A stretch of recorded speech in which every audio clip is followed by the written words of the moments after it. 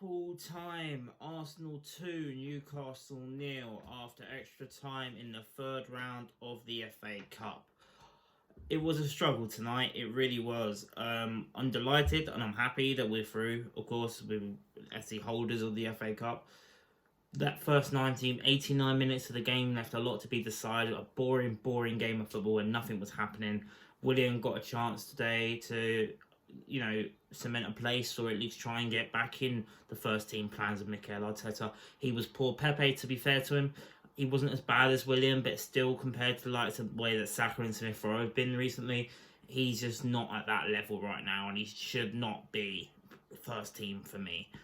And that was proven tonight. Kieran Tierney, absolutely magnificent footballer, brilliant, probably the best left back we've had at the club since Ashley Cole. And if he keeps it up, he could potentially. I mean, saying that he could be better than Ashley Cole is a stretch, considering he's one of the best left backs of a generation and he won 3 league titles at Arsenal, so I wouldn't say that. But he's on a level where he could well be the best left back we've had since him. He's absolutely brilliant, future captain.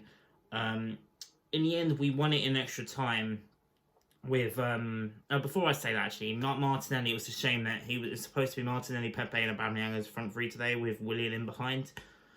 He was unfortunately injured in the warm-up, so hopefully he's not too bad. He was watching from the stands, which is normally a good sign that he was managed to come out to at least watch the game. So hopefully that's just precaution. But Reece Nelson got his chance. He didn't play that great, but then he's just come back from an injury, so I'm not going to be too harsh on Nelson, to be fair. But the game really changed. Well, last 2 minutes of the game, second half, Newcastle were better than Arsenal.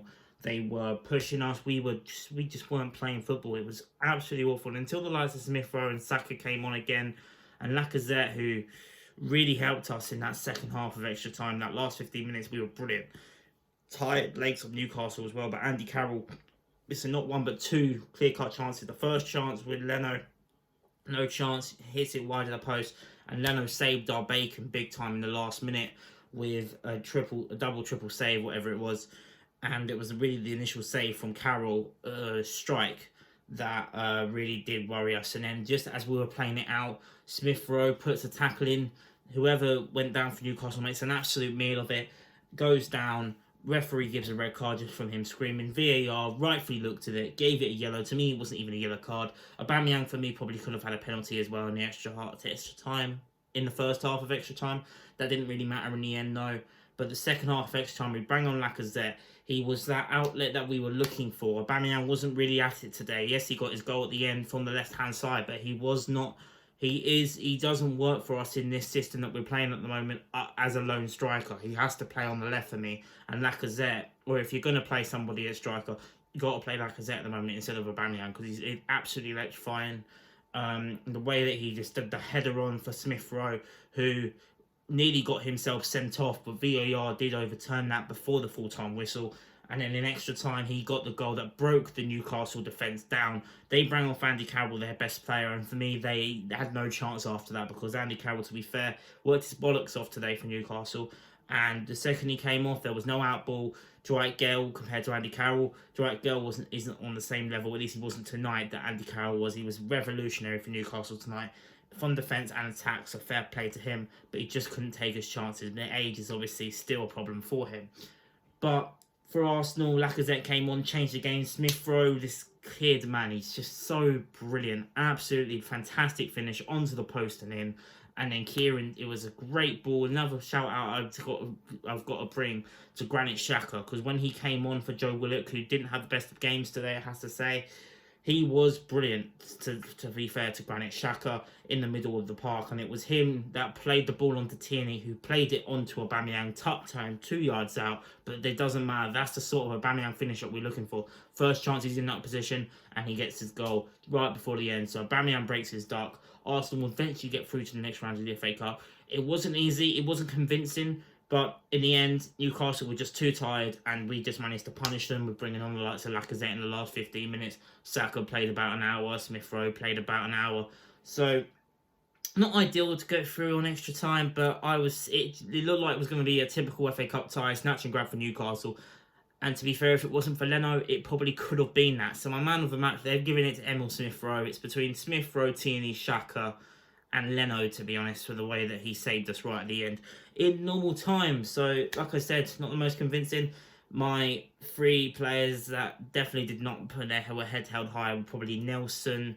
Again, I'm not going to go too hard on him because he's just come back from his injury. Willock especially as well. Same thing with him being a youngster. Willian as well, who isn't a youngster, so I can go a bit in on him because again he was poor. You would think these sort of fringe players would try and boost their chances of getting in this team because at the moment Mikel Arteta's got a very easy choice to make for the Thursday game against Crystal Palace because I can't see Willian coming back in this team, Pepe coming back in this team. Pepe played the 420 to be fair. No, he didn't. He came off for Lacazette and Lacazette was the one that provided the goal. So that just answers it right there. It was great to see Aubameyang get back on the goal scoring sheet.